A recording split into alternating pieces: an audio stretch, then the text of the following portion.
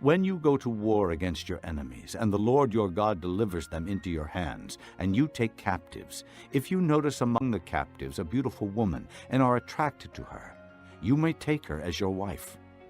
Bring her into your home, and have her shave her head, trim her nails, and put aside the clothes she was wearing when captured.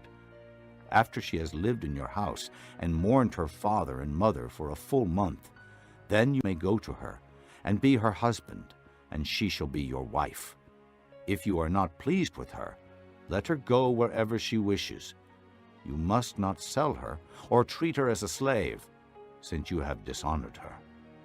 If a man has 2 wives, and he loves one but not the other, and both bear him sons, but the firstborn is the son of the wife he does not love, when he wills his property to his sons, he must not give the rights of the firstborn to the son of the wife he loves in preference to his actual firstborn, the son of the wife he does not love.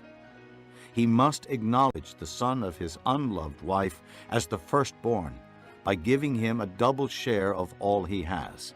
That son is the first sign of his father's strength. The right of the firstborn belongs to him. If a man has a stubborn and rebellious son who does not obey his father and mother and will not listen to them when they discipline him, his father and mother shall take hold of him and bring him to the elders at the gate of his town. They shall say to the elders, "This son of ours is stubborn and rebellious. He will not obey us. He is a profligate and a drunkard." Then all the men of his town shall stone him to death. You must purge the evil from among you. All Israel will hear of it and be afraid. If a man guilty of a capital offense is put to death, and his body is hung on a tree, you must not leave his body on the tree overnight. Be sure to bury him that same day, because anyone who is hung on a tree is under God's curse. You must not desecrate the land the Lord your God is giving you as an inheritance. If you see your brother's ox or sheep straying, do not ignore it, but be sure to take it back to him. If the brother does not live near you, or if you do not know who he is, take it home with you and keep it until he comes looking for it. Then give it back to him. Do the same if you find your brother's donkey, or his cloak, or anything he loses. Do not ignore it. If you see your brother's donkey or his ox fallen on the road, do not ignore it. Help him get it to its feet. A woman must not wear men's clothing, nor a man wear women's clothing, for the Lord your God detests anyone who does this. If you come across a bird's nest beside the road, either in a tree or on the ground, and the mother is sitting on the young or on the eggs, do not take the mother with the young. You may take the young, but be sure to let the mother go, so that it may go well with you, and you may have a long life. When you build a new house, make a parapet around your roof, so that you may not bring the guilt of bloodshed on your house if someone falls from the roof. Do not plant 2 kinds of seed in your vineyard. If you do, not only the crops you plant, but also the fruit of the vineyard will be defiled. Do not plow with an ox and a donkey yoked together. Do not wear clothes of wool and linen woven together. Make tassels on the 4 corners of the cloak you wear. If a man takes a wife, and after lying with her dislikes her, and slanders her and gives her a bad name, saying, "I married this woman, but when I approached her, I did not find proof of her virginity," then the girl's father and mother shall bring proof that she was a virgin to the town elders at the gate. The girl's father will say to the elders, "I gave my daughter in marriage to this man, but he dislikes her. Now he has slandered her and said, 'I did not find your daughter to be a virgin. But here is the proof of my daughter's virginity.' Then her parents shall display the cloth before the elders of the town, and the elders shall take the man and punish him. They shall fine him 100 shekels of silver and give them to the girl's father, because this man has given an Israelite virgin a bad name. She shall continue to be his wife. He must not divorce her as long as he lives. If, however, the charge is true, and no proof of the girl's virginity can be found, she shall be brought to the door of her father's house, and there the men of her town shall stone her to death.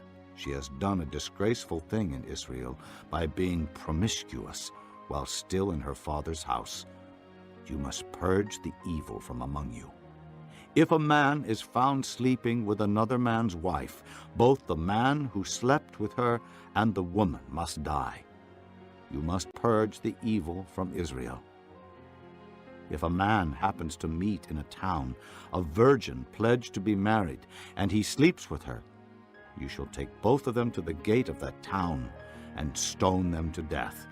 The girl, because she was in a town and did not scream for help, and the man, because he violated another man's wife. You must purge the evil from among you. But if out in the country a man happens to meet a girl pledged to be married and rapes her, only the man who has done this shall die. Do nothing to the girl. She has committed no sin deserving death.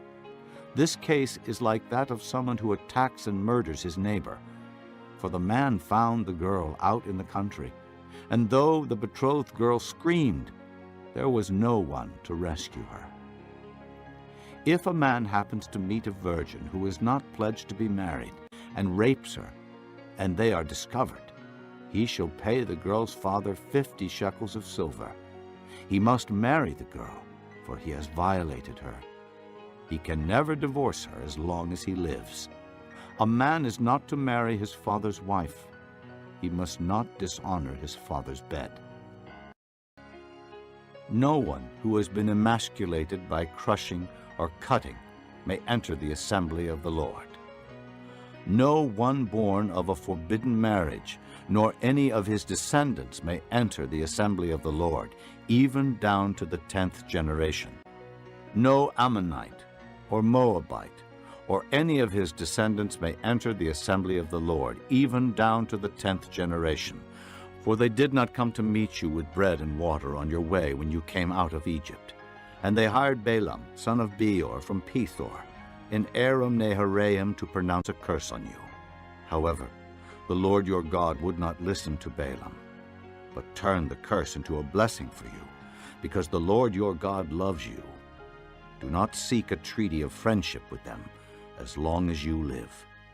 Do not abhor an Edomite, for he is your brother. Do not abhor an Egyptian, because you lived as an alien in his country. The 3rd generation of children born to them may enter the assembly of the Lord. When you are encamped against your enemies, keep away from everything impure. If one of your men is unclean because of a nocturnal emission, he is to go outside the camp and stay there. But as evening approaches, he is to wash himself, and at sunset he may return to the camp. Designate a place outside the camp where you can go to relieve yourself. As part of your equipment, have something to dig with. And when you relieve yourself, dig a hole and cover up your excrement. For the Lord your God moves about in your camp to protect you and to deliver your enemies to you. Your camp must be holy, so that he will not see among you anything indecent and turn away from you. If a slave has taken refuge with you, do not hand him over to his master. Let him live among you wherever he likes and in whatever town he chooses. Do not oppress him. No Israelite man or woman is to become a shrine prostitute. You must not bring the earnings of a female prostitute or of a male prostitute into the house of the Lord your God to pay any vow, because the Lord your God detests them both. Do not charge your brother interest, whether on money or food or anything else that may earn interest. You may charge a foreigner interest, but not a brother Israelite, so that the Lord your God may bless you in everything you put your hand to in the land you are entering to possess. If you make a vow to the Lord your God, do not be slow to pay it, for the Lord your God will certainly demand it of you, and you will be guilty of sin. But if you refrain from making a vow, you will not be guilty. Whatever your lips utter, you must be sure to do, because you made your vow freely to the Lord your God with your own mouth. If you enter your neighbor's vineyard, you may eat all the grapes you want, but do not put any in your basket. If you enter your neighbor's grain field, you may pick kernels with your hands, but you must not put a sickle to his standing grain. If a man marries a woman who becomes displeasing to him because he finds something indecent about her, and he writes her a certificate of divorce, gives it to her, and sends her from his house, and if after she leaves his house she becomes the wife of another man, and her second husband dislikes her and writes her a certificate of divorce, gives it to her and sends her from his house, or if he dies, then her first husband who divorced her is not allowed to marry her again after she has been defiled. That would be detestable in the eyes of the Lord. Do not bring sin upon the land the Lord your God is giving you as an inheritance. If a man has recently married, he must not be sent to war or have any other duty laid on him. For 1 year, he is to be free to stay at home and bring happiness to the wife he has married. Do not take a pair of millstones, not even the upper one, as security for a debt, because that would be taking a man's livelihood as security. If a man is caught kidnapping one of his brother Israelites and treats him as a slave or sells him, the kidnapper must die. You must purge the evil from among you.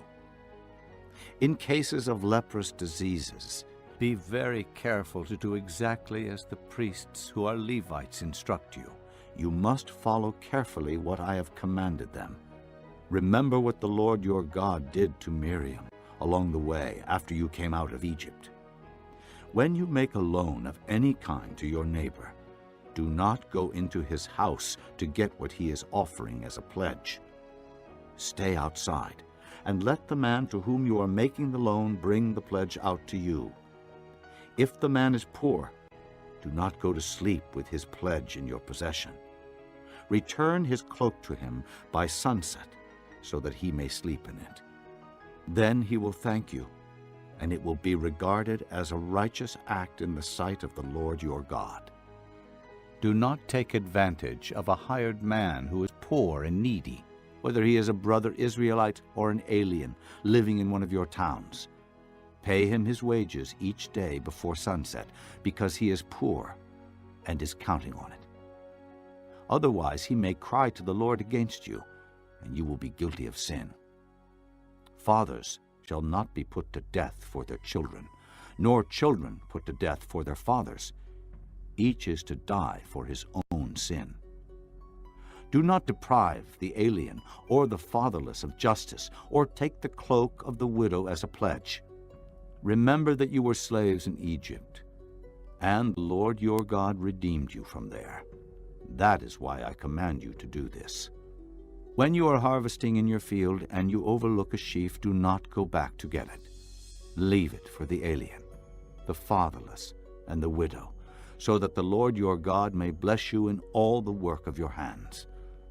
When you beat the olives from your trees, do not go over the branches a second time. Leave what remains for the alien, the fatherless, and the widow. When you harvest the grapes in your vineyard, do not go over the vines again. Leave what remains for the alien, the fatherless, and the widow. Remember that you were slaves in Egypt. When men have a dispute, they are to take it to court, and the judges will decide the case, acquitting the innocent and condemning the guilty. If the guilty man deserves to be beaten, the judge shall make him lie down and have him flogged in his presence with the number of lashes his crime deserves. But he must not give him more than 40 lashes. If he is flogged more than that, your brother will be degraded in your eyes. Do not muzzle an ox while it is treading out the grain. If brothers are living together and one of them dies without a son, his widow must not marry outside the family. Her husband's brother shall take her and marry her and fulfill the duty of a brother-in-law to her. The first son she bears shall carry on the name of the dead brother, so that his name will not be blotted out from Israel. However, if a man does not want to marry his brother's wife, she shall go to the elders at the town gate and say, "My husband's brother refuses to carry on his brother's name in Israel. He will not fulfill the duty of a brother-in-law to me." Then the elders of his town shall summon him and talk to him. If he persists in saying, "I do not want to marry her," his brother's widow shall go up to him in the presence of the elders, take off one of his sandals, spit in his face, and say, "This is what is done to the man who will not build up his brother's family line. That man's line shall be known in Israel as the family of the unsandaled." If two men are fighting, and the wife of one of them comes to rescue her husband from his assailant, and she reaches out and seizes him by his private parts, you shall cut off her hand. Show her no pity. Do not have two differing weights in your bag, one heavy, one light. Do not have two differing measures in your house, one large, one small. You must have accurate and honest weights and measures, so that you may live long in the land the Lord your God is giving you. For the Lord your God detests anyone who does these things, anyone who deals dishonestly. Remember what the Amalekites did to you along the way when you came out of Egypt. When you were weary and worn out, they met you on your journey and cut off all who were lagging behind. They had no fear of God. When the Lord your God gives you rest from all the enemies around you in the land he is giving you to possess as an inheritance, you shall blot out the memory of Amalek from under heaven. Do not forget.